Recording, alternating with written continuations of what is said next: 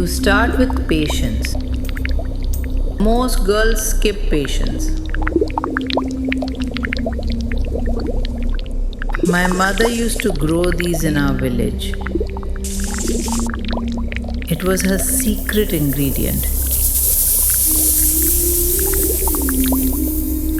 Precision and timing are everything.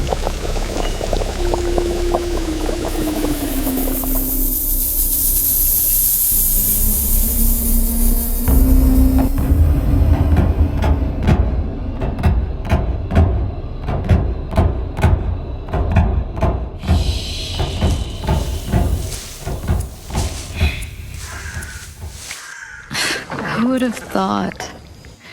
He is the same man who beat his wife every night. Don't listen to your mother. She exaggerates. My mother used to say, men are like children. When you don't feed them good food on time, they get cranky.